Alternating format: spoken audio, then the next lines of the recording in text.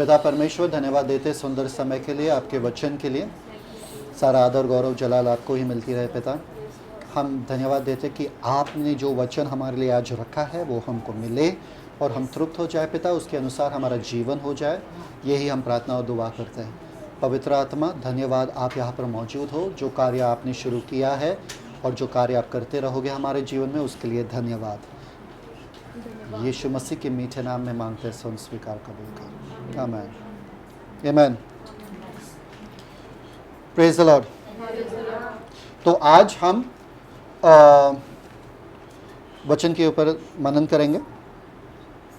आपको पता है जब आदम और हवा ने पहला पाप किया, ओके, आपको पता है कि परमेश्वर ने कहा उनको गार्डन के बगीचे के बीच वाले झाड़ से नहीं खाना है ना? क्यों? क्योंकि वो खाते ही तुम मर जाओगे, ठीक है। पर आदम और हवा ने क्या किया? हमको भी मजा आता है। मम्मी ने कहा मत करो तो वो करने में ज्यादा मजा आ जाता है ना? मम्मी ने कहा हाथ मत लगा, उधर मत देखो, उधर मत देखो, तो फिर क्या होता है? हमको ज्यादा मजा आता है वो करने के लिए, ठीक है। तो क्या हुआ जब परमेश्वर आए आदम और हवा के पास, तो परमेश्वर ने कहा ये तुमने क्या किया? आदम ने कहा ये औरत जो तुमने दिया मुझे, उसने कहा करने के लिए और मैंने किया, है ना? तो आदम ने किसके ऊपर ब्लेम डाला? औरत के ऊपर। हमारे घर में हम दोनों ही है ना? ये साफ सफाई करने में बहुत ही सक्षम है, अच्छे से साफ सफाई वगैरह रखते हैं, है ना? अगर कुछ सामान इधर से उधर होता है तो मैं बोल भी नहीं सकता हूं कि किसी और ने किया, क्योंकि मैं अकेला हूं, मैं पकड़ा जाता हूं।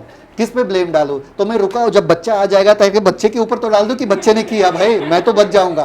पर आज मेरे पास कोई भी बहाना नहीं है। तो आदम ने देखा हाँ हवा है, तो हवा के ऊपर ब्लेम डाल दिया। हवा ने मुझसे कहा। परमेश्वर सबसे पहले किसके पास जाते हैं श्राप देने के लिए? ना आदम के पास ना हवा के पास। श्राप देता है पहले सांप को, सांप को, ओके। और जेनेसिस चैप्टर 3 वर्स 15 में 14 पढ़ो पहला। उत्पत्ति उसका तीसरा अध्याय, उत्पत्ति उसका तीसरा अध्याय, उसका 14 वचन।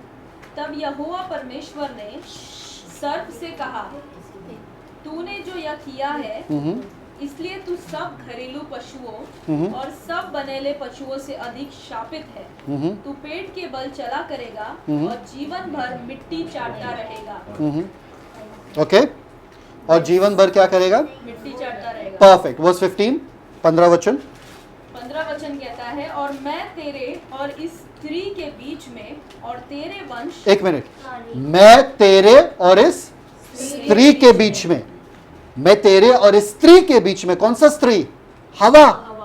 वो सांप ने हवा से बात किया, वो सांप ने वो स्त्री से बात किया, पर मैं इस स्त्री और तेरे बीच में क्या डालूंगा? तेरे वंश और इसके वंश के बीच में बैर उत्पन्न करूंगा।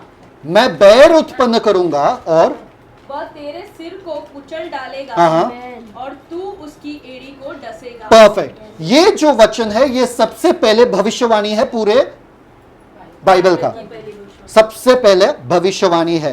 ये किसके बारे में कह रहा है? परमेश्वर तभी के तभी शैतान को कह रहा है कि तूने ये जो गड़बड़ करवाया या तूने ये जो गड़बड़ किया, उसके वजह से मैं तुझसे कह रहा हूं मेरा हल भी सुन। एक ऐसा आदमी आएगा जो औरत से ही उत्पन्न होगा, जो औरत से ही उत्पन्न होगा और तुझे खत्म करेगा। हालेलुया। समझ में आ रहा है कि नहीं आ रहा? एक ऐसा आदमी उत्पन्न होगा, ओके, जो तुझे खत्म करेगा, तेरे सारे योजनाओं को खत्म कर देगा। यही ये भविष्यवाणी है। पर इस भविष्यवाणी में 3 स्तर है या 3 भाग है।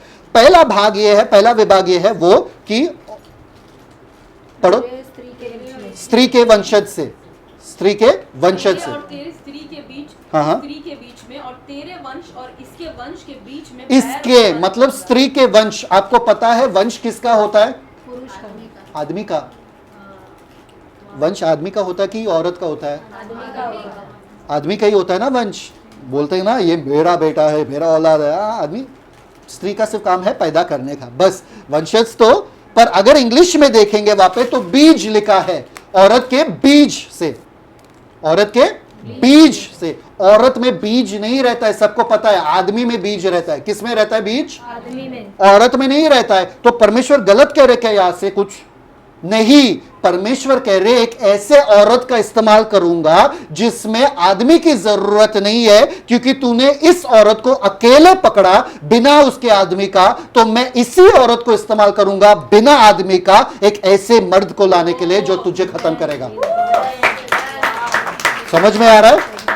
और मरियम जो थी, मरियम ने किसी भी आदमी को नहीं जाना, और मरियम कुंवारी थी, तब उन्होंने किसको जन्म दिया? यीशु मसीह को। समझ में आ रहा है कि हवा जब अकेली थी तभी ये शैतान ने उसका इस्तेमाल किया पूरे दुनिया को पाप में डुबाने के लिए। इसलिए परमेश्वर कहते हैं क्या? कि मैं उसी औरत को बिना आदमी का इस्तेमाल करूंगा, क्योंकि तूने उस औरत को तब पकड़ा था जब उसके पास आदमी नहीं था। इसलिए मरियम को भी परमेश्वर ने इस्तेमाल किया बिना आदमी का। परमेश्वर ने पवित्र आत्मा के द्वारा उसमें बीज डाला, है ना? गलेशियन चैप्टर 4 वर्स 4 पढ़ो। गलेशियन चैप्टर 4 वर्स 4, आइजाया 7:14, जेरेमाया 31:22 और लूक 1:32-35। पर गलेशियंस 4:4 पढ़ो फर्स्ट। अगर लिखना है तो आइजाया 7:14, 31:22, जेरेमाया 31:22। गलातियों उसका चौथा अध्याय उसका चौथा वचन, गलातियों 4:4। परंतु जब समय पूरा हुआ तो परमेश्वर ने अपने पुत्र को भेजा जो स्त्री से जन्मा और व्यवस्था के अधीन उत्पन्न हुआ। स्त्री से जन्मा वहां पर लिखा है, पर इंग्लिश में लिखा है मेड ऑफ अ वुमन। स्त्री से बनाया हुआ गया, सिर्फ स्त्री से। यहां पर नहीं लिखा आदमी, सिर्फ स्त्री से। और परमेश्वर का यह वचन पूरा हुआ कि स्त्री के वंशज से ऐसा आदमी उत्पन्न होगा जो तुझे खत्म कर देगा। शैतान को चुनौती परमेश्वर ने वहां पर दिया। समझ में आ रहा है कि नया? दूसरा मुद्दा यहां पर है, आगे जाके देखो 3:15, जेनेसिस 3:15, 3:15। और मैं तेरे स्त्री के बीच में और तेरे वंश और इसके वंश के बीच में बैर उत्पन्न करूंगा। वह तेरे सिर को कुचल डालेगा। और तू उसकी एड़ी को डसेगा। तू उसके एड़ी को डसेगा। एड़ी को डसना मतलब क्या है? सांप मालूम है पहला कहां पर पकड़ता है? सांप सबसे ज्यादा एड़ी को पकड़ता है, एड़ी को ऐसा पकड़ता है ना? तू उसके एड़ी को डसेगा मतलब क्या? Crucifixion, suffering. मतलब ये जो आदमी है तू उसको खत्म करने की कोशिश करेगा, तू उसको दुख देगा, तू उसको कोशिश करेगा उसको दुख देने का, पर तू जितना करेगा उसके लिए वो उतना ही होगा जैसा कि सांप का डसना एड़ी का होता है। सांप का डसना एड़ी का होता है। एड़ी किधर है? घुटने पे कि एड़ी में? उधर है, ठीक है, ओके। सांप का डसना होता है। तो ये दूसरा मुद्दा लाता है। सबसे पहले यीशु मसीह का कुंवारी का जन्म लेना, दूसरा मुद्दा यह है यीशु मसीह का मरना। यीशु मसीह का मरना, परमेश्वर कह रहे हैं यहां पे कि यीशु मसीह को मरना पड़ेगा। आपको पता है इब्रानी 2:9 में क्या लिखा है? इब्रानी 2:9 में कि परमेश्वर के अनुग्रह से उनको मृत्यु चखना पड़ा। परमेश्वर के पुत्र को जो कभी मरने वाले नहीं थे, पर उनको परमेश्वर के अनुग्रह से उनको मृत्यु चखना पड़ा। क्यों? किसकी वजह से? हमारे वजह से। क्योंकि परमेश्वर ने आदम को क्या कहा? जिस दिन तू ये फल खाएगा तू मरेगा। अभी वो मरना किसी को तो लेना पड़ेगा। यीशु मसीह ने हमारे लिए मृत्यु चखा परमेश्वर के अनुग्रह से, ताकि हमको चखना ना पड़े। आपको पता है राजाओं का जो है ना उनका कप बेरर होता है। कप बेरर मतलब मालूम है क्या? चखने वाला, जो पहला चखते हैं कि सब पहला प्याला से पीते हैं वो लोग, ताकि अगर वो मर जाए तो राजा बच जाए। तो देखना चाहिए, क्योंकि लोग जहर नहीं रहे, खाने में जहर नहीं रहे, तो खाने वाले भी रहते पहले तुम खा लो, देखो इसमें जहर है कि नहीं, फिर राजा खाता है। ऐसा नहमाया था, नहमाया 1:11 में ऐसा नहमाया था। नहमाया भी राजा का कप बेरर था, वो पहला प्याला पीता था और फिर राजा को देता था। वरना बहुत सारे लोग जहर मिलाने की कोशिश करते थे राजा को खत्म करने के लिए। ऐसा ही प्याला यीशु मसीह ने आप और हमारे लिए पिया, और यीशु मसीह ने वो प्याला पीकर हमको बचाया मृत्यु से। इसलिए हिब्रूज चैप्टर 2 वर्स 14 और 15 में लिखा है वहां पे कि मृत्यु के द्वारा उसने मृत्यु को हरा दिया। मरने के द्वारा उन्होंने मृत्यु को हराकर हम जो बंदवाई में थे हमको आजाद करा दिया। हिब्रूज चैप्टर 2 वर्स 14 एंड 15 में लिखा है कि यीशु मसीह ने वो मरना हम अपने आप पे लिया। और तीसरा मुद्दा जो 3:15 में, जेनेसिस 3:15 में है कि वो तेरे सर को, मतलब जो आदमी कुंवारी से जन्मेगा और तू उसका एड़ी धसेगा, वो तेरे सर को क्या करेगा? कुचल डालेगा। मतलब यीशु मसीह का पुनरुत्थान। यीशु मसीह के पुनरुत्थान में Colossians chapter 2 verse 15 having spoiled principalities and powers, read it, Colossians chapter 2 verse 15। कुलूसियो उसका दूसरा अध्याय उसका 15 वचन, और उसने प्रधानताओं और अधिकारों को अपने ऊपर से उतार कर उनका खुल्लम खुल्ला तमाशा बनाया और क्रूस के कारण उन पर जय जयकार की ध्वनि सुनाई। आमेन। वहां पर क्या हुआ? वहां पर यीशु मसीह ने शैतान के सर को कुचल दिया। इसलिए जब यीशु मसीह वापस से जी उठे तो क्या हुआ? बोले सारा अधिकार मुझे दिया गया है, बिंदास जाओ, अभी कोई भी सांप तुम्हें डसेगा नहीं। समझ में आ रहा है कि नहीं? अब कॉन्फिडेंस आपके पास क्यों है? देखिए कुछ लोग ना, मालूम है ना, वो बड़े बड़े सांप जो रहते हैं वो पकड़ते हैं, ऐसे हाथ में पकड़ते हैं, फोटो निकालते हैं वगैरह, वो डरते नहीं है वो सांप से।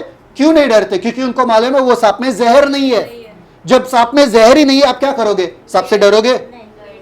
एक बार ना एक आदमी जा रहा था अंधेरे रास्ते से और एक कुत्ता भौंकते भौंकते भौंकते भौंकते भौंकते पीछे आया। इतना डर गया वो आदमी, भागने लगा भागने लगा भागने लगा। दूसरा रात वापस से वो जा रहा था, वापस कुत्ता भौंक रहा था, वापस से वो भागने लगा। इतना परेशान हो गया, हर दिन ये कुत्ता मेरे पीछे भाग रहा है और भौंक रहा है और मुझे भागना पड़ रहा है। मैं परेशान हो गया, अब तो बस हो गया, मैं तो देखने वाला हूं ये कुत्ता आ मुझे काट। दूसरा दिन तीसरा दिन ऐसा चलते गया। एक हफ्ते बाद वो बोला बस हो गया, वो रुक गया, वापस बोलता आ अभी तू काट आजा। देखा तो वो कुत्ते का दांत ही नहीं था इतने दिनों से। वो बोला खाली फुकट में इससे डर रहा था, इसका दांत ही नहीं है, एटलीस्ट मुझे तो रुक के देखना चाहिए था। आप खाली फुकट परेशान हो रहे हो, डर रहे हो उस शैतान से जिसके दांत ही नहीं है। यहूदा का सिंह, यहूदा का बब्बर शेर एक ही है, वो है परमेश्वर, वो है यीशु मसीह। शैतान एक शेर के जैसा है पर एक शेर नहीं है। आपको पता है अफ्रीका के जंगल में जब हिरनी को पकड़ना पड़ता है, दहाड़ इधर से आता है, किधर से? सामने से शेर का दहाड़ आता है और वो हिरनी उठती है, बोलते हैं अरे शेर सामने से आ रहा है, क्या करे? कौन सी जगह भागना है? पीछे। तो वो घूम के शेर से भागती है और जाके देखते सब जवान सिंह यहाँ पर छुपे रहते हैं और वो जवान सिंह इस हिरनी के ऊपर खत्म कर देते हैं, इस हिरनी को। पर पता नहीं है इस हिरनी को कि वो जो शेर वहां से आवाज कर रहा है उसका दांत नहीं है, वो बूढ़ा शेर है, उसको पकड़ने नहीं आता है। जहां से दहाड़ आ रहा है उसी तरफ दौड़ो, क्योंकि वो शेर का दांत नहीं है, शैतान का दांत नहीं है। समझ में आ रहा है कि नहीं आ रहा आपको? तो आपको शैतान से डरना नहीं है। जब तूफान आ रहा है आपको पता चलता है हर पंछी जो है अलग दिशा में भागता है, सिर्फ एक पक्षी है जो तूफान के तरफ भागता है। कौन सा? उकाब। तुकाब नहीं, उकाब। उकाब तूफान के तरफ भागता है। क्यों? क्योंकि उसको मालूम है तूफान का इस्तेमाल करके वो तूफान के ऊपर चला जाता है। और आपको मालूम है तूफान इधर चलता है, ऊपर एकदम शांत है, और वो उकाब ऊपर जाता है। तूफानों का इस्तेमाल करो ऊपर जाने के लिए। डरो मत, भागो मत। कब तक आप भागोगे? कब तक तूफान देख के आप डरोगे? उकाब के जैसे तूफान का इस्तेमाल करो ताकि आप ऊंचाई तक पहुंचे और वहां पर सुकून ही सुकून है। समझ में आ रहा है? जहां पे कोई तूफान आपको छू भी नहीं सकती है। समझ में आ रहा है? तो तीन मुद्दे यहां पर हम देखते हैं। एक, यीशु मसीह का कुंवारी से जन्म लेना। दूसरा, यीशु मसीह का मृत्यु। तीसरा, यीशु मसीह का पुनरुत्थान, मुर्दों से जी उठना। अब इसमें हमारा क्या है? इसमें एक और वचन है नए नियम में। पुराने नियम में ये तो कहा कि यीशु मसीह के द्वारा ये सब होगा, पर नए नियम में एक और वचन है। Read Roman 16:20। रोमन 16:20। रोमियो उसका 16 अध्याय, रोमियो उसका 16 अध्याय उसका 20 वचन। शांति का परमेश्वर शैतान को तुम्हारे पांव से शीघ्र कुचलवा देगा। क्या? शांति का परमेश्वर शैतान को तुम्हारे पांव के नीचे शीघ्र कुचलवा। मतलब मेरे पैर क्यों? परमेश्वर यीशु का पैर काफी था ना, यीशु का पैर इस्तेमाल करो ना, मेरे पैर क्यों? मुझे क्यों इन्वॉल्व कर रहे हो? समझ में आ रहा है कि नहीं यार? आपके दिमाग में वो आता है कि नहीं आता है? देखिए, जब यीशु मसीह पहले बार आए ना धरती के ऊपर, तो उन्होंने शैतान के सारे कार्य को नष्ट किया, खत्म किया, है ना। जहां पर भी वो जा रहे थे, शैतान का कोई भी कार्य था वो उसको खत्म कर रहा था, खत्म कर रहा था, खत्म कर रहा था। इसलिए 1 जॉन 3:8 में लिखा है कि मनुष्य का पुत्र जो आया था, या परमेश्वर का पुत्र जो आया, वो शैतान के कामों का नाश करने के लिए धरती पर आया। ओके, वो आया शैतान का कार्य नाश करने के लिए। बट एक चीज मैं आपसे कहता हूं कि पाप, मृत्यु का डंग क्या है? मृत्यु का डंक क्या है? 1 कोरिन्थियंस 15:56। पाप। मृत्यु का डंक क्या है? पाप। देखिए, एक सांप मालूम है ना, सांप, उसका डंक अगर आपको निकालना है, कैसे निकालोगे? एक बॉटल देते वो लोग, बॉटल के ऊपर ना रबर डालते हैं, रबर ऐसा का पूरा कवरिंग डालते हैं, रबर या कपड़े जैसा रबर का कपड़ा डाल, वो सांप के सर को पकड़ते हैं, उसके दोनों दांत को ना ऐसे डालते हैं रबर के अंदर, वो ऊपर के कवरिंग के अंदर डालते हैं और उसके सर को दबाते हैं। जब उसके सर को दबाते हैं ना, सारा उसका पॉइजन जो है ना, जो उसका विष है, वो निकल के वो डब्बे में चला जाता है। ऐसा उसका सर पकड़ के उसका सब विष निकाल देते हैं।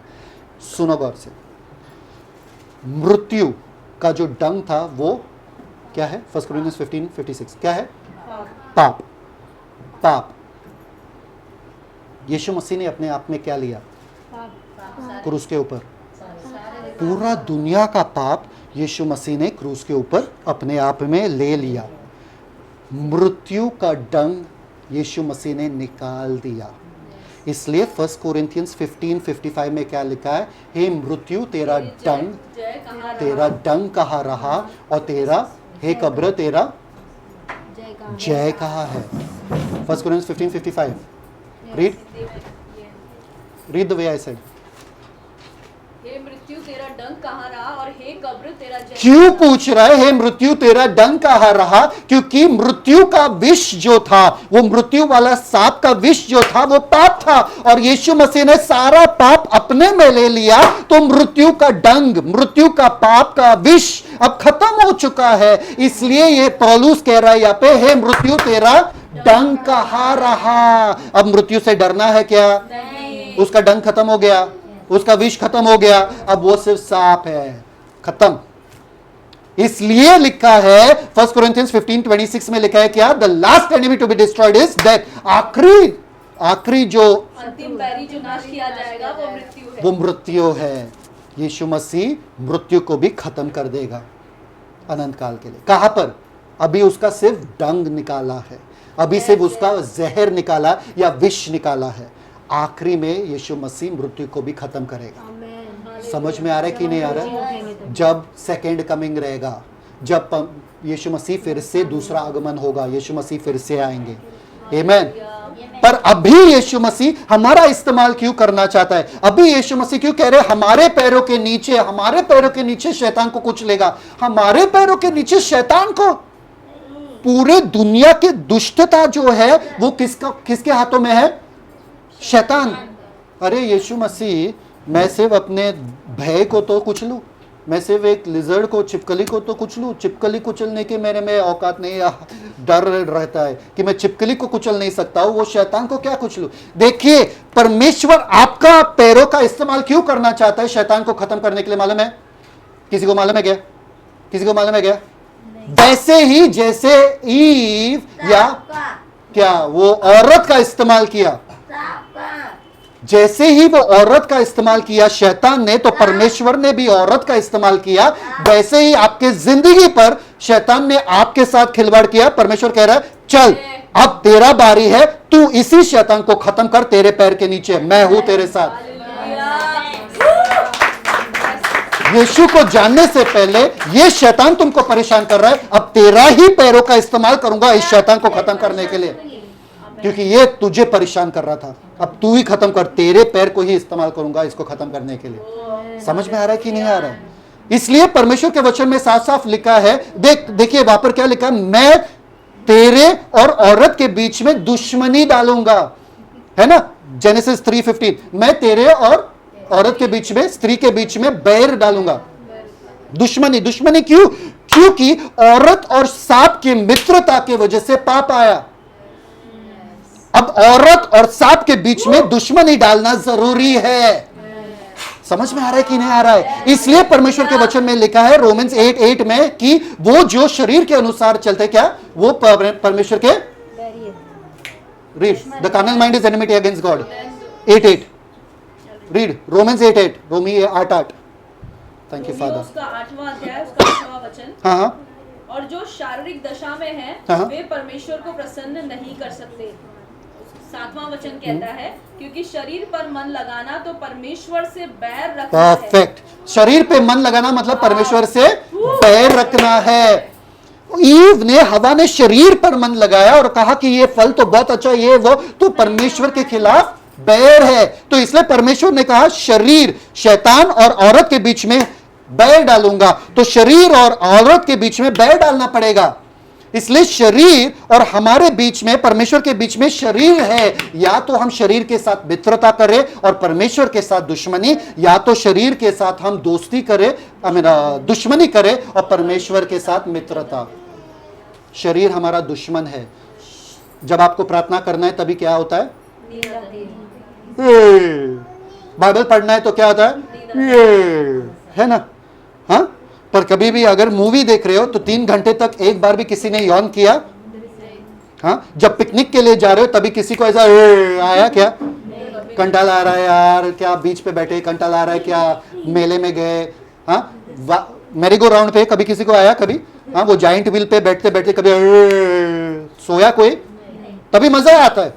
तो शरीर पे मन लगाना मतलब परमेश्वर के बातों से दूर हो जाना है। परमेश्वर साफ साफ कहता है वो बैर होना है, वो दुश्मन होना है।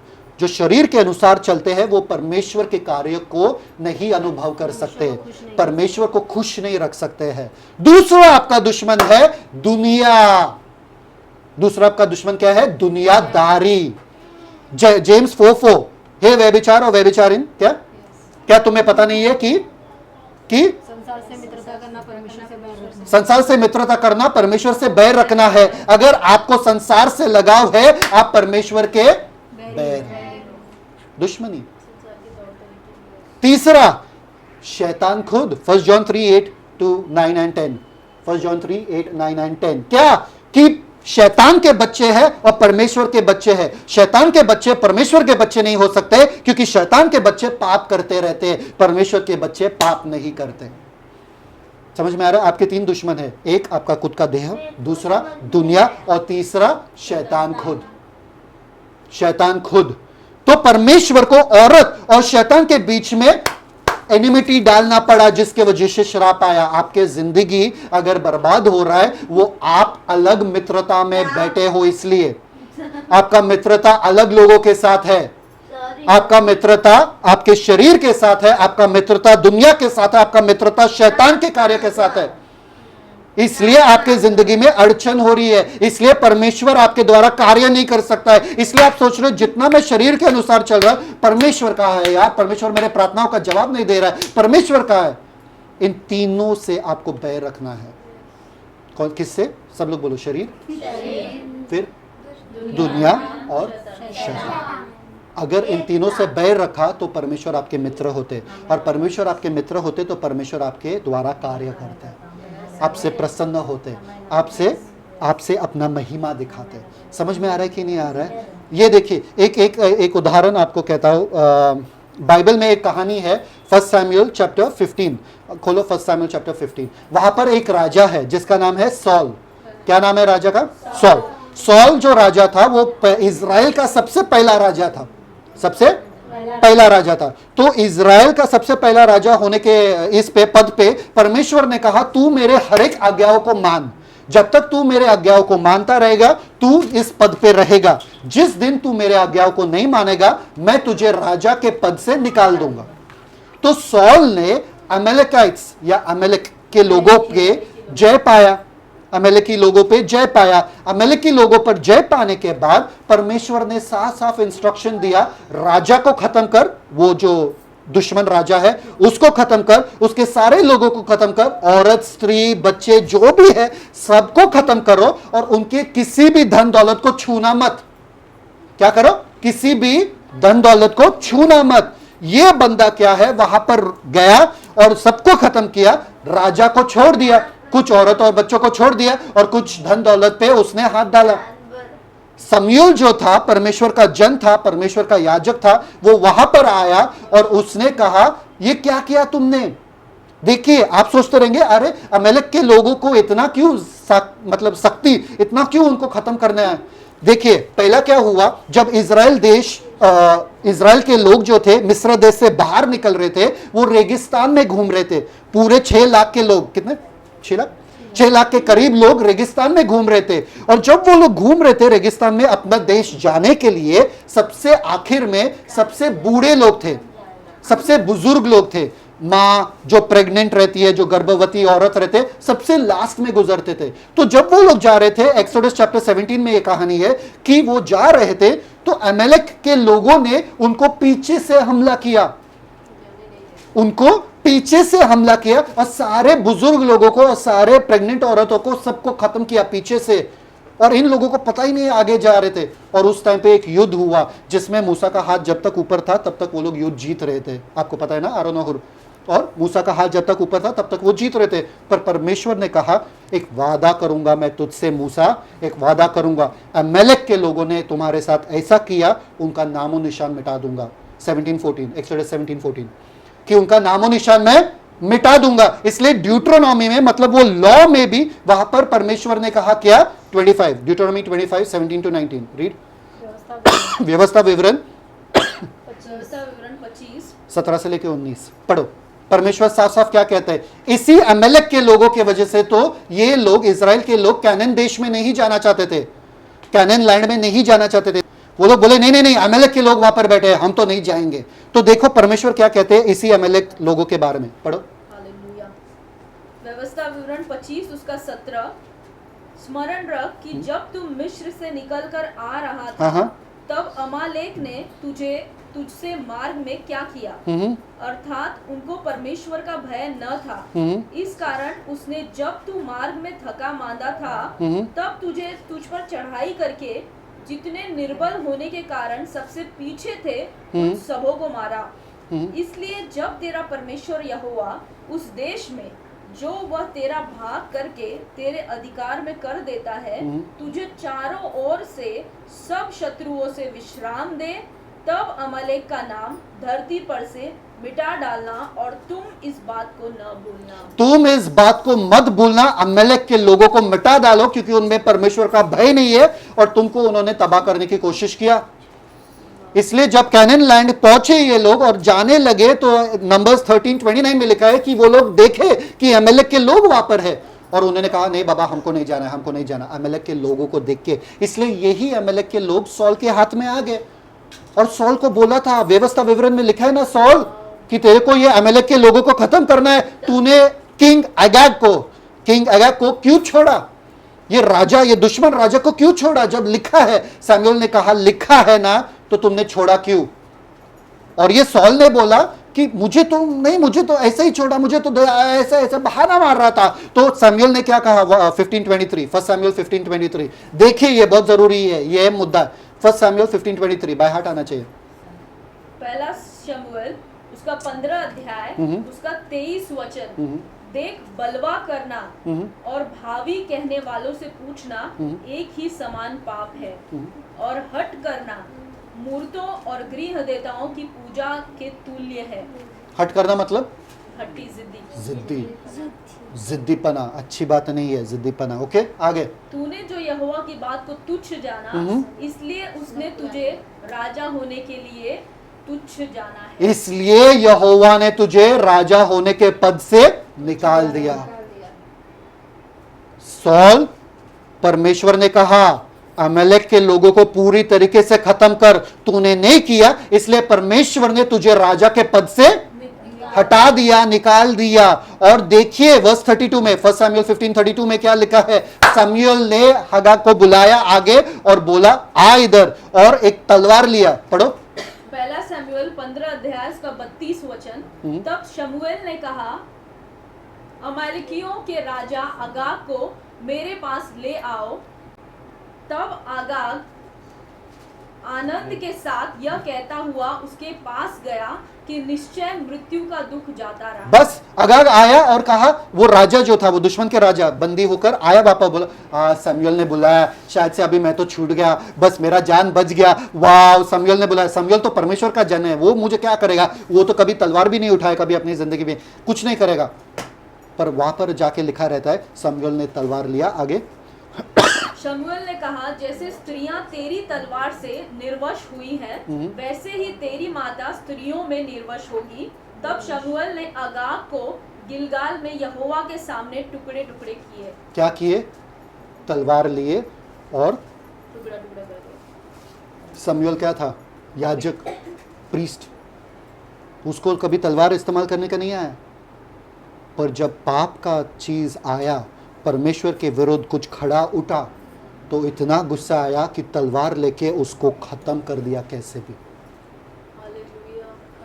कोई समझौता नहीं। आपके और परमेश्वर के बीच में जो बैरी उत्पन्न करता है, जो दुश्मनी उत्पन्न करता है, उसके साथ समझौता मत करना। आपका देह आपको समझौता करने की कोशिश करवाता है, मत सुनना, उसको तलवार लेके खत्म कर दो। दुनियादारी आपके और परमेश्वर के बीच में आ रहा है, इसी का इस्तेमाल करो। तलवार लो और उसको खत्म करो, दुनियादारी को।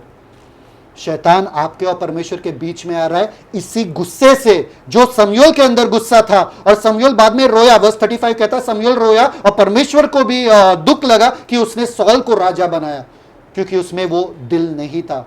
आपको पता है 1 शमूएल चैप्टर 30 अगर आप 17 और 18 पढ़ोगे, एक और आदमी आया जो परमेश्वर के दिल के करीब था, जिसको हम कहते हैं दाऊद। और जब अमेलेक के लोग उसके सामने आया, एक से एक बढ़कर उसने खत्म कर दिया, एक एक एक पकड़कर उसने सबको खत्म कर दिया और परमेश्वर के वचन को पूरा किया। इसलिए दाऊद सिंहासन पर टिका रहा और बैठा रहा। परमेश्वर ने कहा तेरा शासक अनंत काल तक जाएगा, क्योंकि तूने मेरे बात मानी।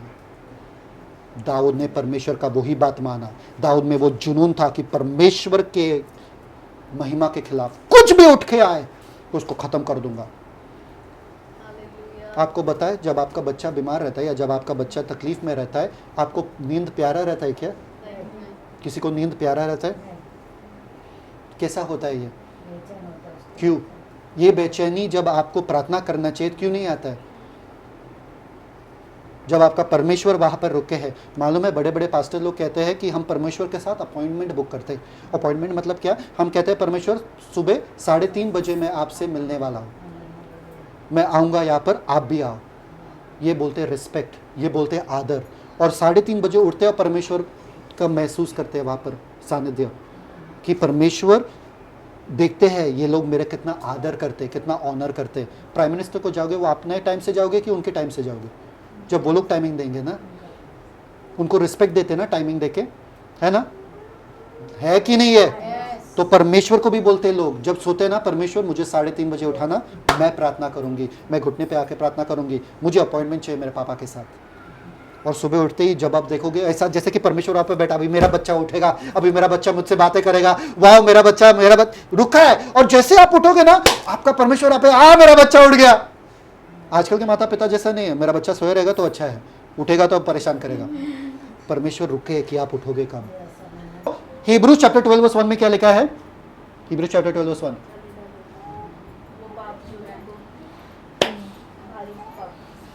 आसानी से भरना। इब्रानियों उसका 12वां अध्याय उसका पहला वचन। हाँ, इब्रानियों 12 उसका पहला वचन। इस कारण जबकि गवाहों का ऐसा बड़ा बादल हमको घेरे हुए है, तो आओ हर एक रोकने वाली वस्तु, हर एक रोकने वाली वस्तु। लोग, जब आप प्रार्थना कर रहे हो, अपने मोबाइल बाजू में मत रखना। प्रार्थना करते वक्त मोबाइल बाजू में रखना, बाइबल पढ़ते वक्त मोबाइल बाजू में मत रखना, लाउड पे तो रखना ही मत, क्योंकि आपके मोबाइल को पता है ये लोग प्रार्थना कर रहे हैं, बज्जो, ये लोग बाइबल पढ़ रहे हैं, बज्जो, और एकदम इंपॉर्टेंट कॉल आएगा। क्या है? क्या कर रहे हो? कुछ नहीं, खाना खाया? नहीं खाया, ठीक है, ओके बाय। और फिर प्रार्थना से मूड हो जाता है। हमको मोटिवेशन चाहिए प्रार्थना के लिए, और मुश्किल से मोटिवेशन मिल जाता है, एक कॉल आ जाता है बीच में और खत्म, वो भी चला जाता है। अभी मूड ही नहीं है प्रार्थना करने का, छोड़। हाँ, बात करना, क्या चल रहा है? हाँ ऐसे ही। हाँ, तुम्हारा क्या चल रहा है? नहीं ऐसे ही। तुम बताओ, और बताओ, और बताओ, और पकाओ, बस खत्म, उसमें ही चलता रहता है। और गया तुम्हारा बाइबल का समय, प्रार्थना का समय गया। Be strict about your prayer time and your Bible time. सावधान, क्योंकि शैतान जानता है जितना आप प्रार्थना करोगे और बाइबल में बने रहोगे, आपका जीवन सुधर जाएगा। वो नहीं चाहता कि आपका जीवन सुधरे, इसलिए सारे लालसाओं को आपके सामने सजा कर रखता है। फास्टिंग के समय में चिकन बिरयानी का ज्यादा स्वाद या पनीर टिक्का का ज्यादा स्वाद आ जाता है। मेरा नाक ना, जब मैं फास्टिंग करता हूँ और तेज हो जाता है। मुझे पता चल रहा है घर में क्या बन रहा है, उस घर में दाल पकौड़ा बन रहा है, उस घर में ये पकड़ा है ना, सबसे ज्यादा तो तेज आपका नाक तभी होता है जब आप फास्टिंग कर रहे हो, उपवास कर रहे हो, है ना। किसके साथ ये हुआ कि इसे मेरे साथ होता है ना। सबसे ज्यादा जब आप परमेश्वर को पकड़ना चाहते हो, शांत बैठना चाहते हो, सबसे ज्यादा आपको खबर मिल जाता है फोन पे। गांव में ऐसा हुआ, गांव में ऐसा हुआ, ये लोग आ रहे आपके घर पे, बस आपके पास टाइम ही नहीं है। शैतान बहुत चालाक है। शैतान आपको वैसा ही पकड़ना चाहता है जैसे कि हवा को पकड़ा था, अकेले। शैतान जितना आपको अकेले कर सकता है और पकड़ सकता है उतना उनके लिए फायदेमंद है। समझ में आ रहा है कि नहीं आ रहा है? परमेश्वर से दूर। परमेश्वर वहां पर मौजूद थे। ईव परमेश्वर के पास जा सकती थी, पर ईव परमेश्वर के पास गई नहीं। समझ में आ रहा है कि नहीं आ रहा है आपको? Efficiency, read efficiency 5, efficiency 5, 7-17। पाप के साथ आपको रिश्ता नहीं रखना है, पाप को खत्म करना है तलवार के साथ। देखो इफिसियों का 5वां अध्याय 7 वचन। 7 वचन, इसलिए तुम उनके सहभागी न हो। उनके सहभागी, अगर आपको पढ़ना है आगे तो पीछे का भी पढ़ो, जैसे कि दुनिया के लोग चलते हैं वैसा उनके सहभागी ना रहो। आगे, क्योंकि तुम तो पहले अंधकार थे, तुम तो पहले अंधकार थे, आगे, परंतु अब प्रभु में ज्योति हो। अब प्रभु में क्या हो? ज्योति हो। तुम पहले अंधकार थे, अब प्रभु में ज्योति हो। आगे, सो ज्योति की संतान की नाई चलो, ज्योति के संतान के नाई चलो। आगे, क्योंकि ज्योति का फल सब प्रकार की भलाई और धार्मिकता और सत्य है। सत्य है। आगे, और यह परखो हाँ? कि प्रभु को क्या भाता है। यह परखो कि प्रभु को क्या भाता है। आगे, और अंधकार के निष्फल कामों में सहभागी क्या? न हो। अंधकार के निष्फल काम, निष्फल, सब लोग बोलो निष्फल, निष्फल, मतलब फायदेमंद नहीं। हालेलुया। कितने जनों को करोड़ों करोड़ों पैसा मिला इंस्टाग्राम और फेसबुक पे बैठ के? कोई है यहाँ पे? बोलो, फिर हम भी बैठ जाते। निष्फल। यूट्यूब पे स्क्रॉलिंग करने से निष्फल, सोने से निष्फल। कितने जनों को बहुत कुछ मिला सो के, बहुत पैसा आया, अरे मैं सो रही थी और करोड़ों रुपए मेरे बैंक अकाउंट में जमा हो गया, अरे यार हम तो सोते ही जाएंगे फिर। कोई है यहाँ पे? निष्फल।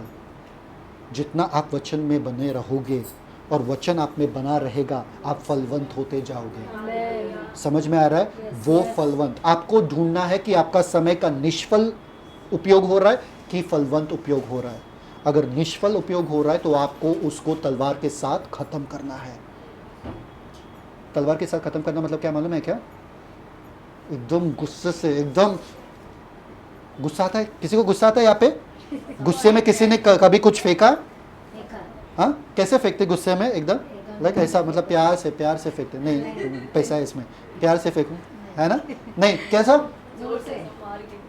अगर ताकत नहीं है, अगर एकदम लुल भी बैठे हैं, गुस्सा आएगा, क्या इरिटेट करो, क्या परेशान, फाट करके ताकत आ जाता है ना? ताकत आ जाता है शरीर में जब गुस्सा आता है। उसी गुस्से के साथ आपको पाप के सारे अंधकार के काम को आगे रीड दैट आगे।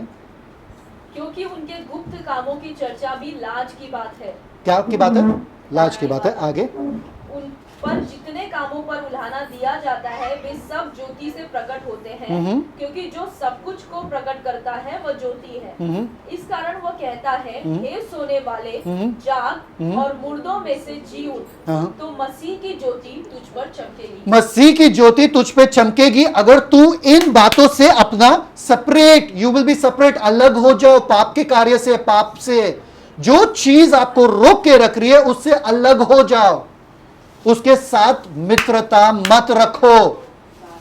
क्या आपका मोबाइल है कि आपका देह है कि आपका कोई है, उनसे मित्रता मत रखो। आपको पता है परमेश्वर ने ये फोन पे एक बहुत बढ़िया चीज दिया है। सपोज इनको कॉल कर रहा हूं, परमेश्वर ने दिया ये, ओके।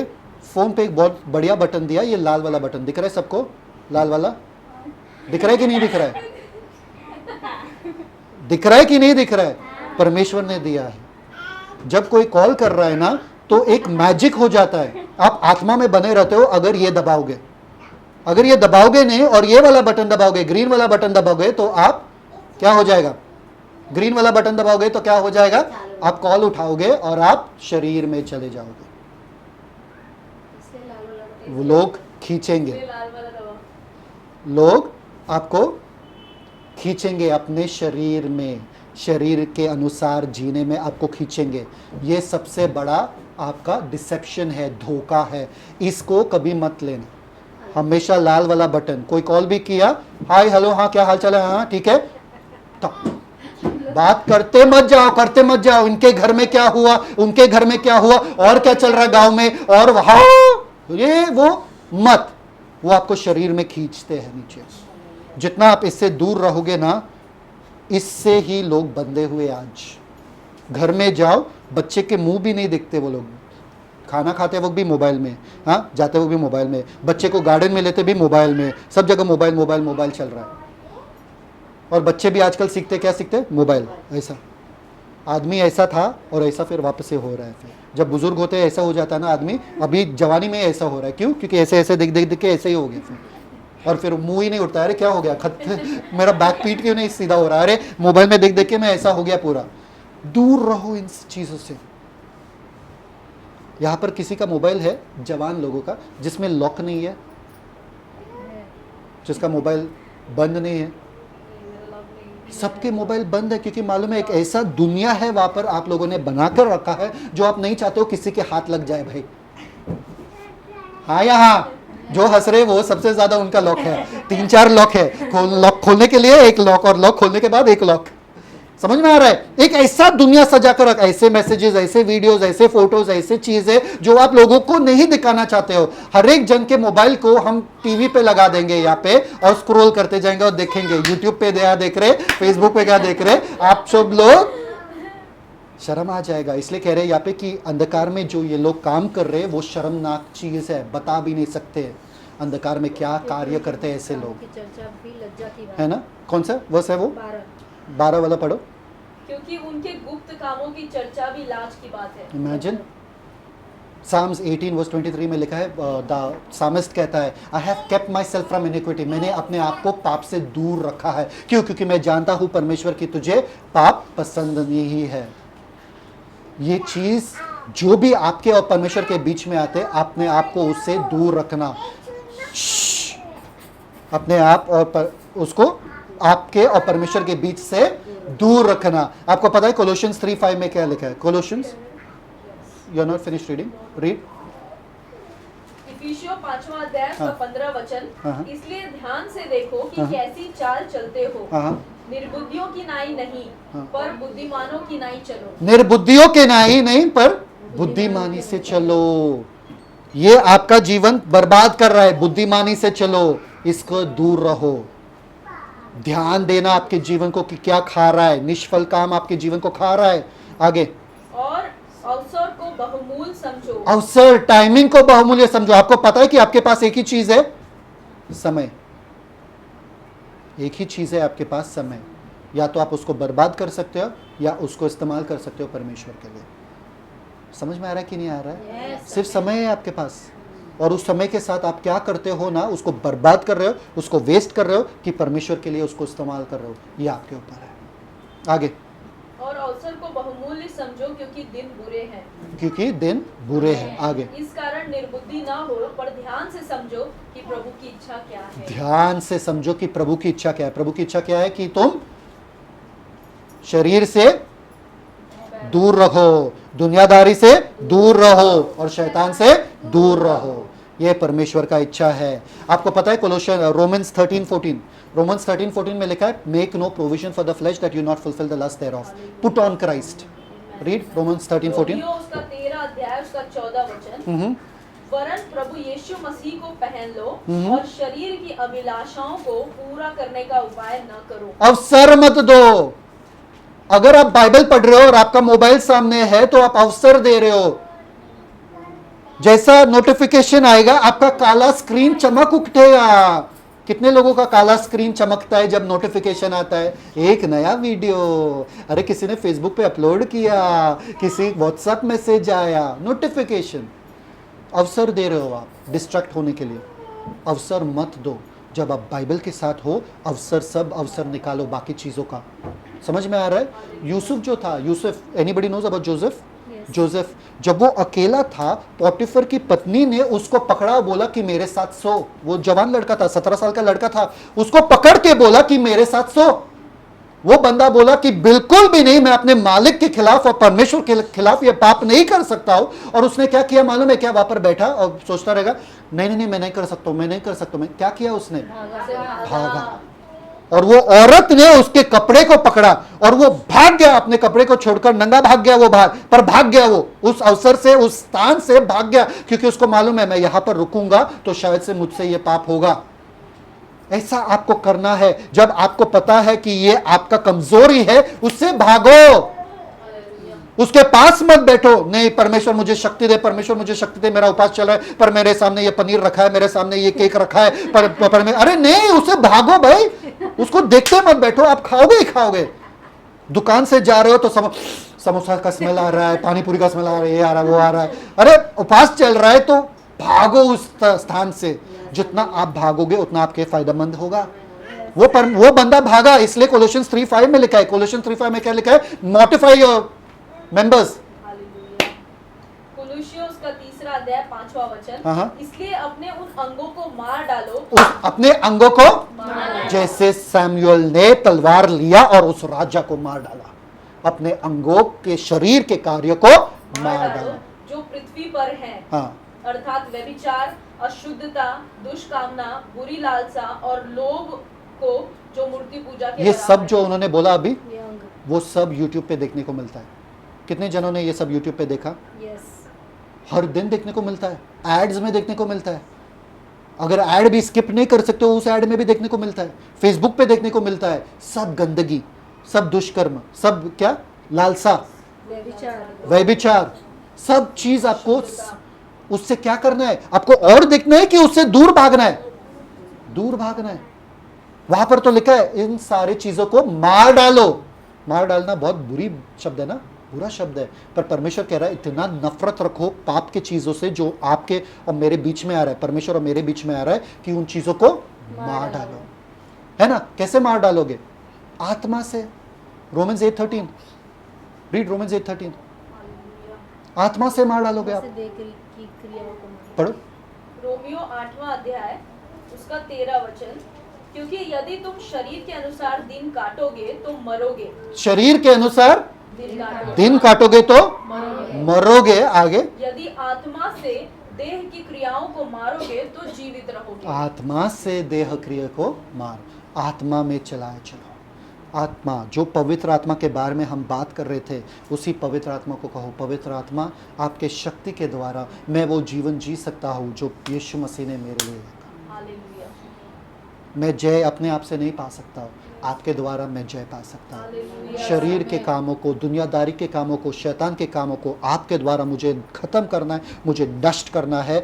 ये शरीर मुझे रोक रहा है आपके पास आने के लिए, ये जो लालसा है मुझे रोक रहा है आपके पास आने के लिए, ये जो मोबाइल है, ये जो चीज़ें हैं, मुझे इससे दूर भागना है और आपके शरण में आकर छुपना है और आपके शरण में ही बैठा रहना है, मुझे आप में ही बना रहना है। पवित्र आत्मा मुझे शक्ति दो। समझ में आ रहा है कि नहीं आ रहा आपको? एक आदमी के बारे में लिखा है, 2019 की बात है, जिसने एक शेर के बच्चे को रखा था अपने बैकयार्ड में। शेर के बच्चे को अपने घर के पीछे एक आंगन में रखा, शेर के बच्चे को। वो शेर के बच्चे को खिलाता गया, पिलाते गया, खिलाता गया। सब नेबर्स वगैरह बोलने लगे ये इलीगल है, गैर कानूनी है, तुम शेर के बच्चे को नहीं पाल सकते हो पीछे, और वो भी तुम्हारे घर के पीछे। बोला नहीं, मैं पालूंगा, मैं पालूंगा, मैं पालूंगा। इसको उन्होंने रेस्क्यू किया, बचाया, कहीं से तो बचाकर वहां पर रखा। और हुआ ये कि वो शेर का बच्चा बड़ा हुआ और एक दिन उस आदमी का लाश टुकड़े टुकड़े टुकड़े टुकड़े होकर उस शेर के पिंजरे में पाया गया, और उसी शेर ने इस आदमी को खत्म किया, खा लिया। जितना आप पाप के साथ समझौता करते जाओगे, उतना ही एक दिन ये पाप आपको निगल के खा लेगा। ये शरीर के साथ जो समझौता कर रहे हो, ये शरीर आपके आत्मिक जीवन को निगल कर खा रहा है। ये जो नींद के साथ, ये जो खाने के साथ, ये जो इस सारे चीज़ों के साथ आप इनको और दे रहे हो ना, और दे रहे हो, और दे रहे हो ना, और सो जाओ, और सो जाओ, और सो जाओ, एक दिन यही सोना सोना सोना आपके जीवन को निगल जाएगा। एक दिन यही खाना खाना खाना खाना आपके जीवन को निगल देगा। एक दिन यही दुनियादारी, यही सब, यही लालसा, यही देह के कार्य आपके जीवन को निगल कर खाएगा। सावधान रहो, पाप से दूर रहो। सिर्फ आत्मा से आप पाप से दूर रह सकते हो। आमीन। पिता परमेश्वर धन्यवाद देते हैं सुंदर समय के लिए, आपके वचन के लिए, आपके वचन के द्वारा हमसे बातें किए, इसलिए धन्यवाद पिता परमेश्वर। पाप से हमारा रिश्ता टूट गया है पिता, दुनियादारी से टूटा है पिता, क्योंकि पाप को अवसर मिलता है देह के द्वारा आने के लिए, दुनिया के द्वारा आने के लिए और शैतान के द्वारा आने के लिए। हम ये सारे दरवाज़ों को बंद करते हैं पिता परमेश्वर, और आपके साथ महफूज बना रहते हैं पिता परमेश्वर, और आप में ही चलाए चलते हैं। ना हमको लालसा है देह का, ना लालसा है किसी चीज़, अभिलाषा है किसी दुनियादारी का, ना अभिलाषा है किसी भी चीज़ का जो शैतान हमें दे सकता है पिता, क्योंकि हमको मालूम है कि हम तृप्त हो चुके हैं आपको पाकर, हम तृप्त हो चुके हैं वो जिंदगी को पाकर। जैसे समूएल ने आगाग को खत्म कर दिया तलवार से, हर उस चीज को हम खत्म करते हैं पिता परमेश्वर जो आपके हमारे बीच में आ रहा है पिता, ताकि हवा के जैसे हम भरमाए ना जाए, हम बहकाए ना जाए पिता शैतान के बातों से, पर हम आप में महफूज बना रहे पिता परमेश्वर। और आपका वादा है कि हमारे पैरों के नीचे आप शैतान को कुचलोगे पिता परमेश्वर, और हम कुचलने वाले शैतान को, उसके सर को, तब तक हम उसके सारे कार्य को खत्म करते जाएंगे पिता। जैसे यीशु मसीह ने उसका डंग निकाल दिया पिता परमेश्वर, अब शैतान से हमें डरना नहीं है पिता। अब पाप की प्रभुता हम पर नहीं चलेगी, हम पाप के अधीन नहीं रहेंगे पिता परमेश्वर, पर हम आपके अधीन रहेंगे। आपकी प्रभुता हमारे जीवन में सदा बने रहे। यीशु मसीह के मीठे नाम में मांगते, सुन, स्वीकार, कबूल कर, आमीन। Celebrate the Christ life. God bless you. Shalom.